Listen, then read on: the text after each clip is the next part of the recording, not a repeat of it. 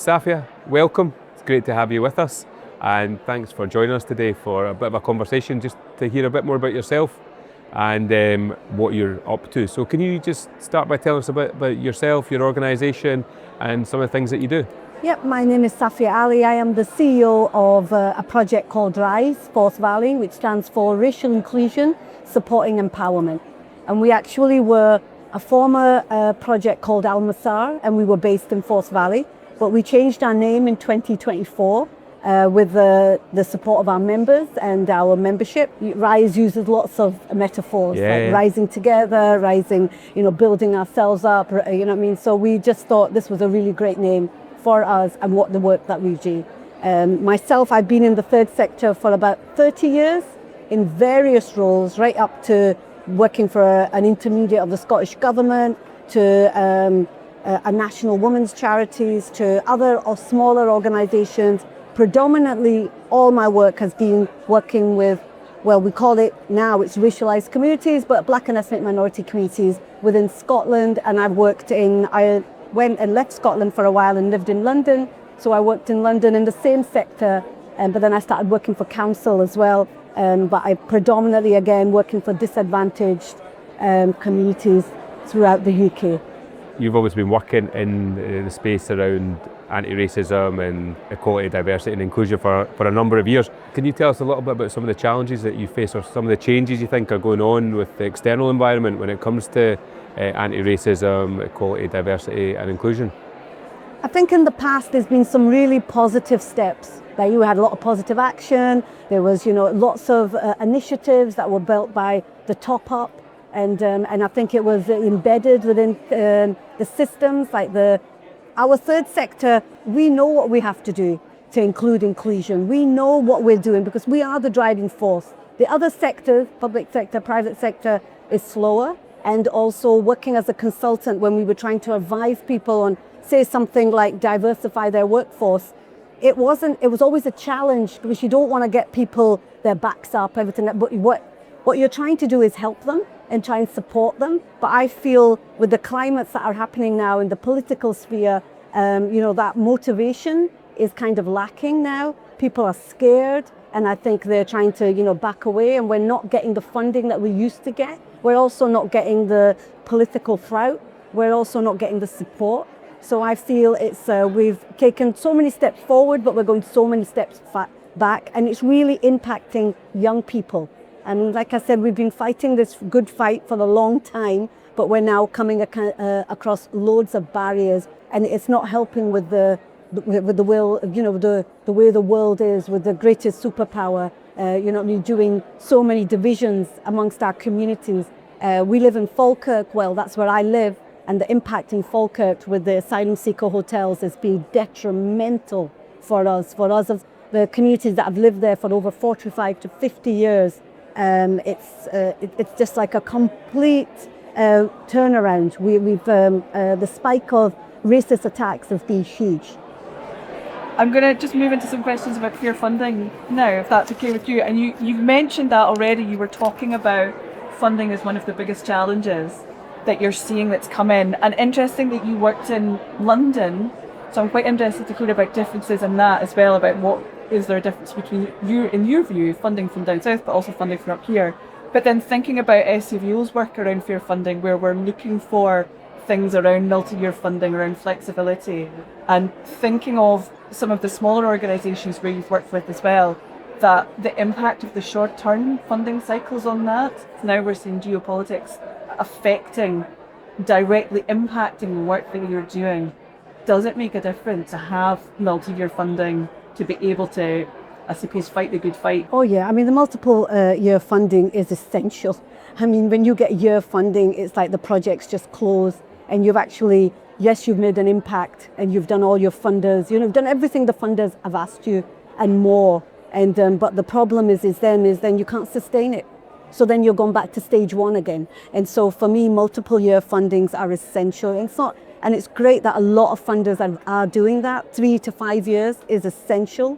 And that will give you a grounding. I mean, we would love more, but I mean, practically, because there's no such thing as permanent funding within this sector. I worked in London in two various roles. I actually worked third sector, but I also worked in the statutory sector through the councils where it was permanent.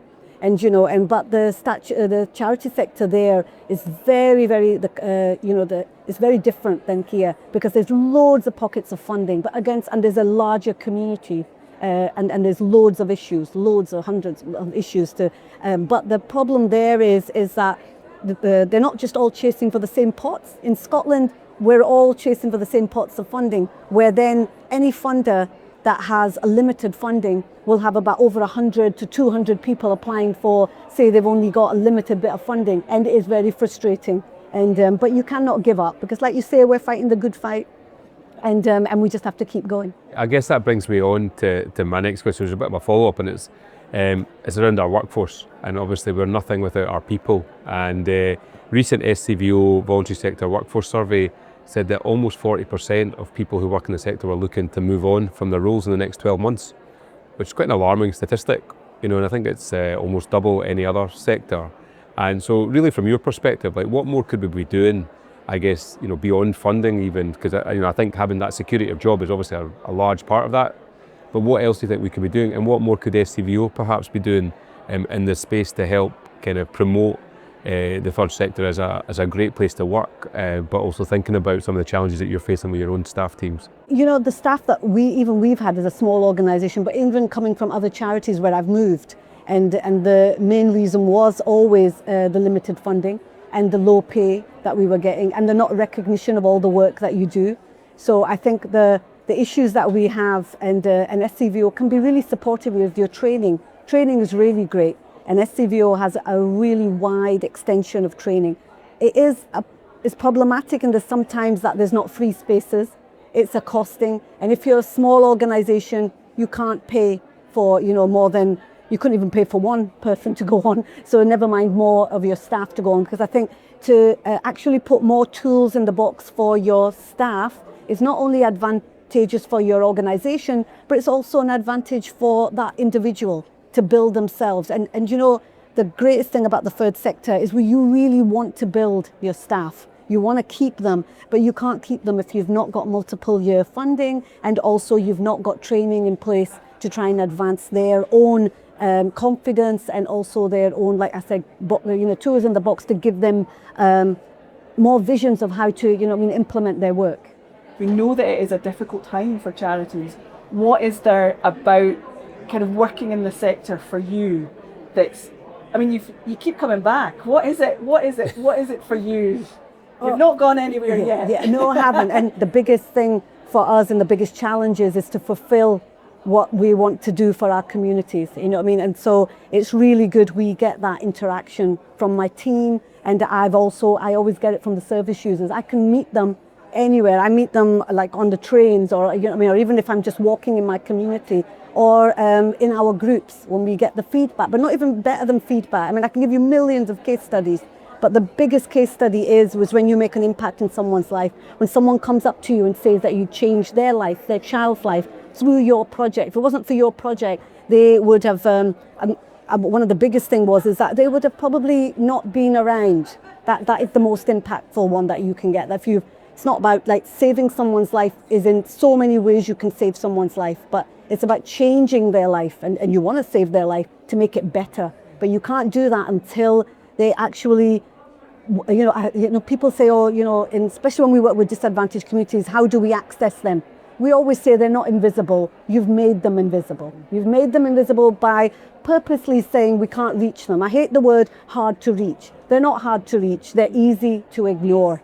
It's very easy to ignore us then, because we're not here. And they say, we can't get access to you. How do we get access to your communities? You just need to come and see how many people are working in the communities. So SCVO, even the gathering, it's great that this year Cora funding is giving out to a lot of black and minority ethnic communities, because it is hard for them to come out. It's hard for them to say, I've got to pay for this fare, or I've got to pay for the staff member to get here. So I'm going to be looking around, and I know a lot of people that are coming. I'm coming for both days because I'm making my network, so it's my job, and but also I love networking. I'm a very good networker. In our women's groups, women will say we want confidence. We want to be able to have confidence, and I said confidence isn't. You've always got confidence. Confidence is there, but how do we embed it within our communities is by the funding that we receive to do the groups that we have and to make these communities actually stand up for themselves.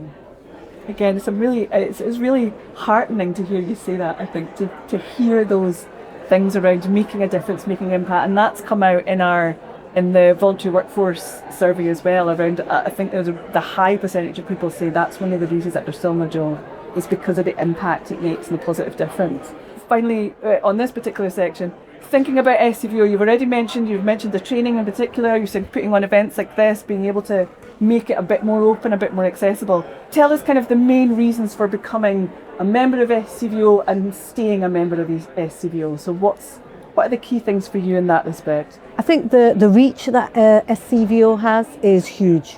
And I think it's about the networking. We're really here for the networking and for the funders. Okay. So we're here for the funders, we're here for the networking, we're here to actually make SCVO stand up as well and say that, you need to make more inroads with us, because the SCVO needs to develop a network for Black and ethnic minority projects and organisations, because at the moment others do it and they do it very effective, and I won't name any, there's so many out there as well. But I think that there needs to be, the SCVO needs to have one, and it's not about integrating everything into the one, because it doesn't work. It clearly doesn't work. So it has to be, how do we get everybody to a level? If we're down here, how do we get us back up here? We can't do that until you start building streams and foundations for us to start developing on. The foundations are already there. So many of us are qualified enough to help and support you. I did look and I encouraged people to join the board of SCVO. I always get asked, why don't you? It's just, there's just so many things I cannot do. But I would encourage others all the time, because until you have that representation on that top table, we don't make a difference. So I think we're going to just wrap up actually, and we could have talked to you for ages. I've got lots more questions. I'll definitely catch up with you hopefully on the sidelines, but I guess we're kind of asking everybody, what 3 words would you use to describe Scotland's essential voluntary sector? Oh, I'd say it's three words. I can never say something in 3 words, right? It's life-changing. It's powerful. But we have to do it together. You can't do anything in solos. You can't do anything just one person standing and beating that drum. It has to beat together. And final question for me, again, back to that 3 words, 3 words to describe the gathering. It's buzzing right now, it's buzzing. I think I'm excited. I'm excited to be here, I really am, because I want to make my networks, and I know I will. All right? I know I'm going to make networks for Black and ethnic minority organisations, because that's my passion. But I also know that I'm going to try and make a more of impact with SCVO this time round, so I think that's important for me. But I think I'm here because I think it's exciting. I think it's a wonderful place to be around people who all get it, who all know we're all struggling, and we all know we're all in it together. I think my top word is probably it's buzzing. I think it's simple, because I just came in and I felt like, oh wow. You know what I mean? I feel good being here. Well, Safia, thank you so much for coming in and talking to us today, and I really hope you make those networks and make those connections. Oh, I will. And that the funders are feeling generous with you.